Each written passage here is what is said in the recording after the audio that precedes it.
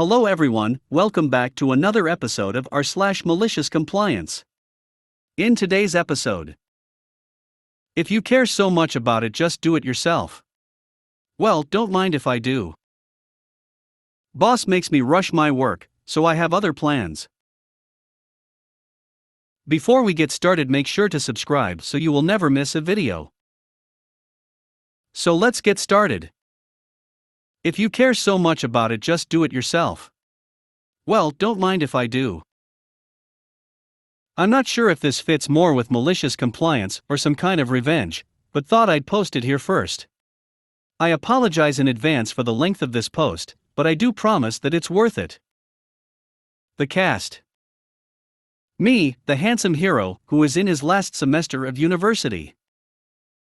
Kind of friend, my sort of friend that I kind of know, who is unfortunately often lost in class. Imposter, team member who makes you think he will do work, but then does very little.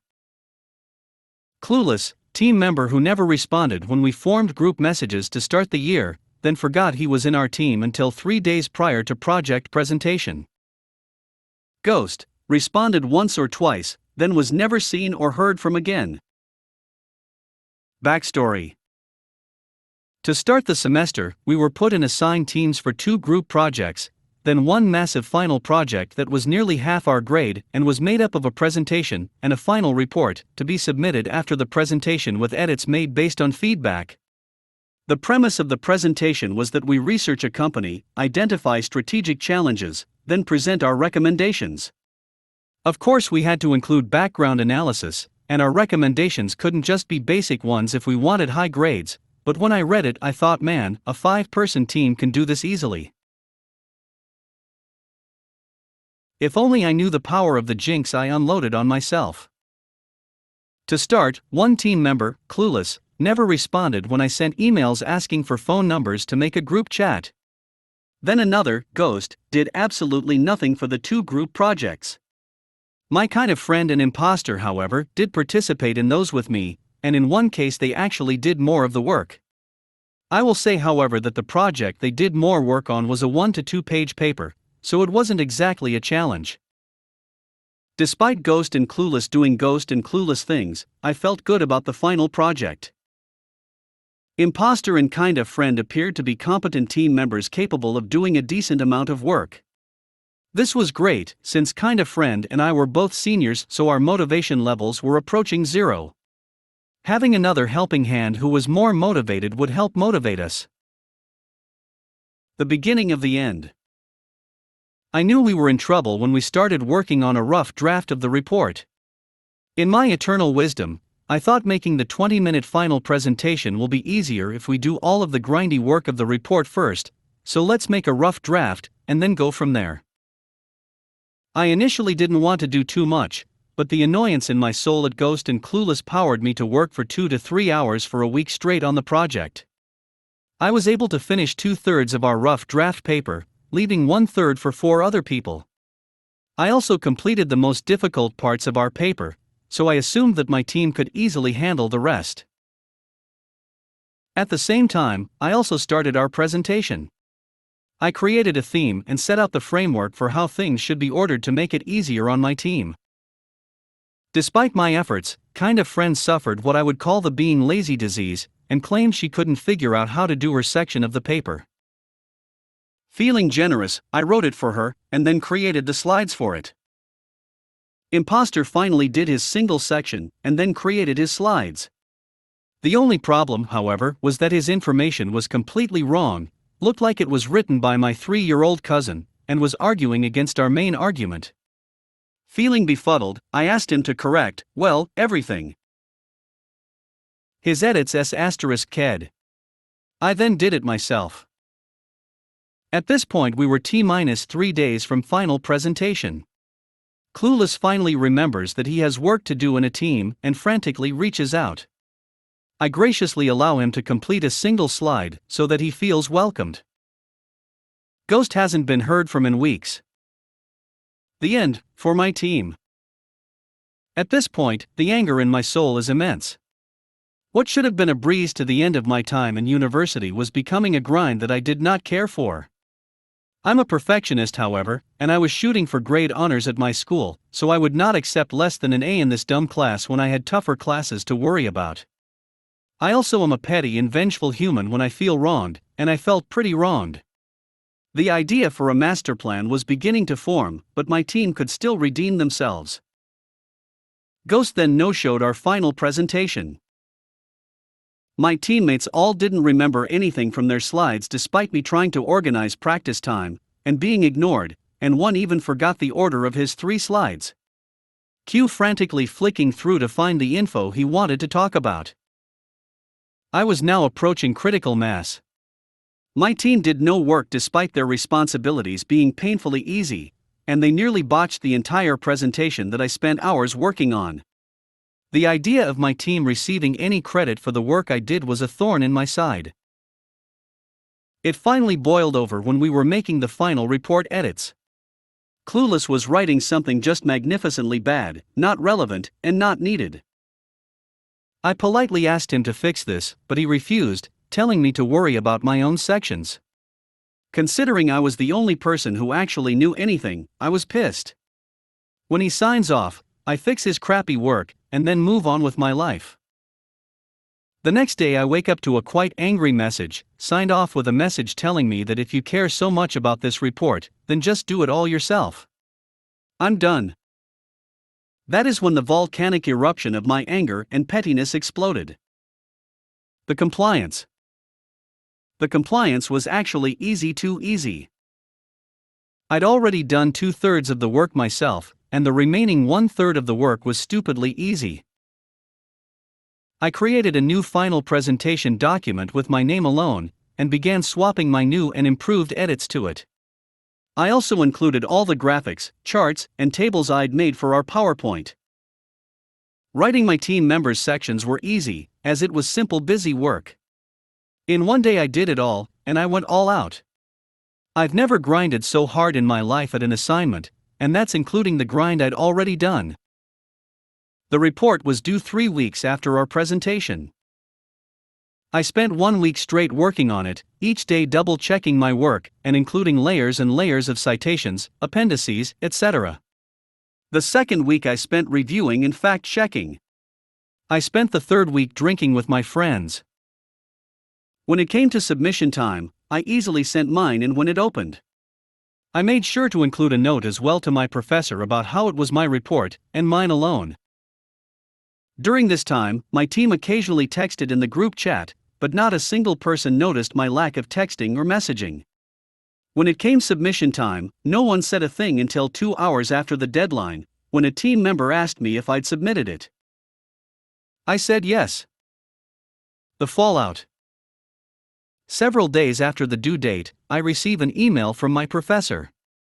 He asks me to come in for a meeting.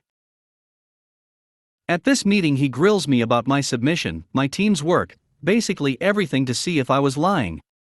I explained the entire thing to him, as well as showing how I'd done basically everything. The platform we used for the PowerPoint and report shows who made what edits, so it was very clear that I'd done everything.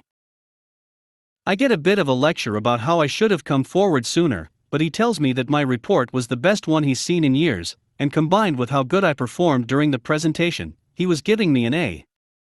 After that, he told me not to worry about the team anymore, and to have a good graduation. Eventually, I found out that my entire team, barring myself, received a 0. Ghost and Clueless would have to retake the class, meaning that they were not graduating.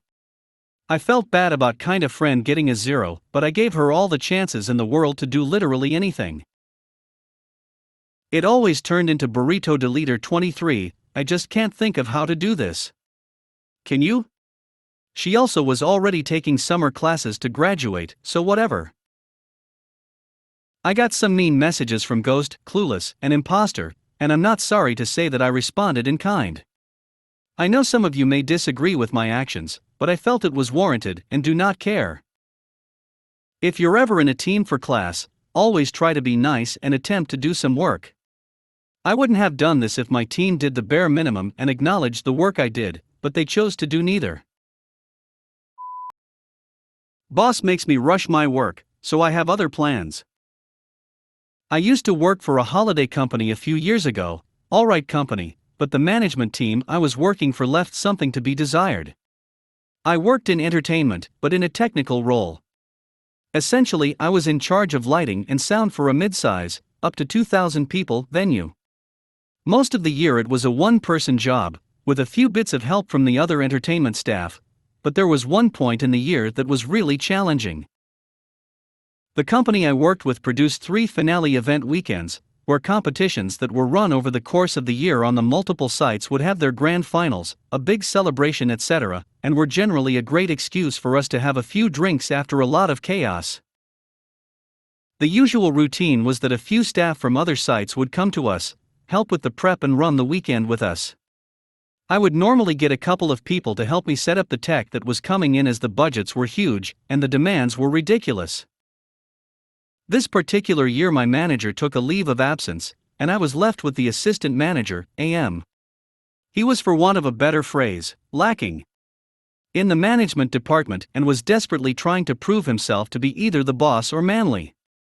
Personally, I think that it was because his job was singing and dancing he took every chance he could to show he was a man. Most dancers I know don't do this, but he was a special case. Now my job was the closest thing to manly in the department. Think rigging, lifting things, technically heavy, etc., so I was a target of his quite a few times. Anyway, just before this all kicks off, he tells me that he's not giving me anyone to help me this year set up.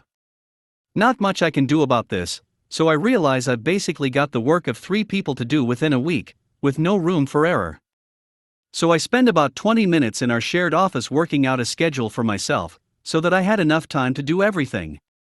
It meant that was working stupid hours, but it left me with time for food breaks, etc., and I was young, so I thought, who cares? Now, if you've ever done any kind of theater or events work, you'll know that one of the toughest things to do is find time to work on stage while people want to rehearse. I'd even factored this in, but this meant that I was taking breaks while the casts were rehearsing. I'd worked out my schedule with the choreographers in mind, so that every day bar one I would take my breaks differently to the dancers, so I could work on stage when they weren't there. That one day I was taking my break at the same time was Wednesday. So Wednesday comes and I'm well ahead of schedule. My AM walks up to me and lets me know that he thinks I'm behind. I explain that I'm not, in fact I'm far ahead and things were going well. He disagrees and tells me that he needs me to work through my dinner break on stage, and that I would get some time later when he and the dancers were rehearsing. He wanted me to do something about lighting, I think, but with the majority of the equipment I had hired not coming to the next day, it was pointless me doing anything that break.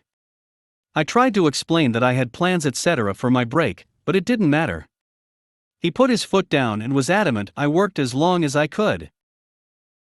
When I brought up the whole not having a break in 6 hours thing, he claimed that he would give me a break when the dancers returned in an hour or so, but until they started rehearsing I was to continue working. I was young and slightly intimidated, so I felt I didn't have a choice, so reluctantly I agreed. I was mad as hell, tired and hungry, and had been working my butt off to get this event ready on my own. I set myself up doing pyro instead, as it was a job I was going to do Friday, as the last job, and it wasn't what he asked me to do, so it was a little passive-aggressive victory for me. I watched the clock as his and the dancers' 1 hour break turned into a 2.5 hour break. I'd done my work, it's amazing how motivated you can be when you're angry, and was waiting for them to arrive. I was about to head out for food myself when he saunters in and asks where I'm going. When I tell him that I'm done with the jobs I can do on stage, and I'm getting food, he stopped me and demanded that I stay for his rehearsal to operate the music for him. I was furious, tired, annoyed, and frankly lost for words. I walked out, got some food, took 20 minutes for myself and came back to a locking from him. Words cannot describe how useless this guy was. Anyway, flash forward to the Friday and my act of malicious compliance. I completed my work early on Thursday and so was ready to go. I was already ahead and my extra time on Weds really helped. He had insisted that I was there at 9 a.m. that day ready to go, and I was. So I sat in the office for a while, grabbed a snack or two and waited for someone else to come in. No one else did for another hour. He'd given the rest of the department an extra lie-in but not told me. Fine. Not an issue. He eventually wanders in, asks what I'm up to, and I give him a vague answer. And here is where the malicious compliance comes in. He insisted that I stay around all day to get ready for the opening evening.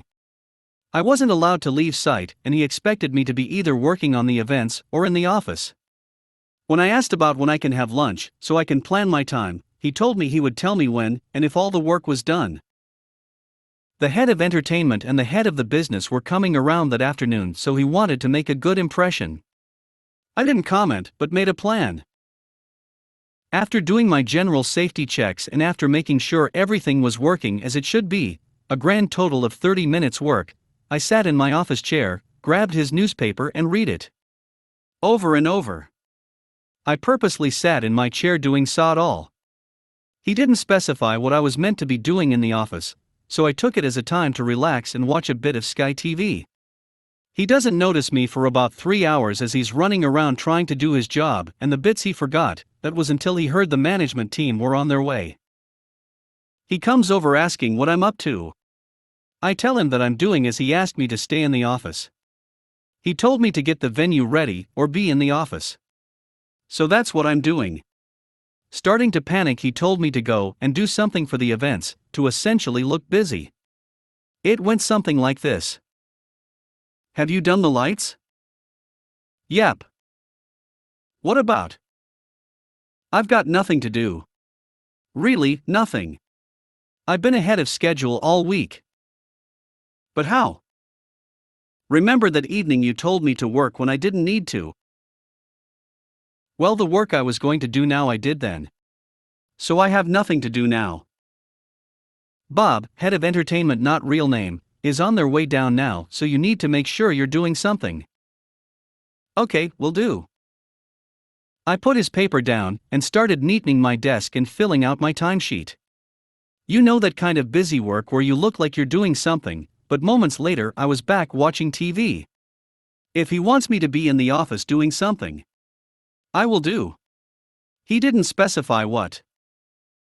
A few minutes later, the head of entertainment walks through the door. Seeing me watching TV, he asks me what I'm doing. I fill him in on the situation with me being ahead of schedule earlier in the week, being ordered by AM to work extra time on the WEDs and working nearly 10 hours straight by order of the AM without an authorized break. I fill him in the AM's antics overall, and I tell him that this put me well ahead of schedule, and that today the AM called me in earlier than everyone else and told me to be out there getting things ready or to be in the office. I wasn't allowed to leave the office and had nothing left to do, so I was waiting for instruction, essentially being on call for the AM if he found me any extra work to do.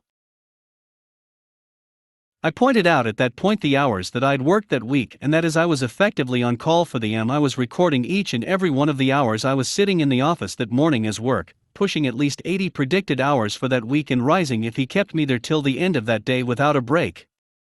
As one of the slightly better paid members of staff, there it was costing the company a fair bit just to have me sit there and watch TV.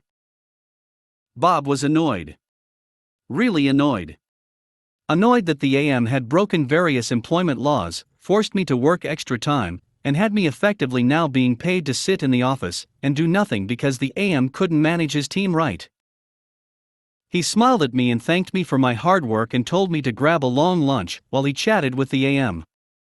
The AM huffed and puffed and was clearly in a foul mood, but ignored me for the rest of the weekend, thank God. Turns out he basically had his ass handed to him about the legality of what he had done, how I could theoretically have grounds to sue the company, and how he needed to treat his staff better without costing the company a fortune in hours. I must have done something right, as a few months later the AM tried to threaten to leave the company if I wasn't transferred to another site. He was told to quit. Meanwhile, I got a few cushy jobs and a nice manager afterwards.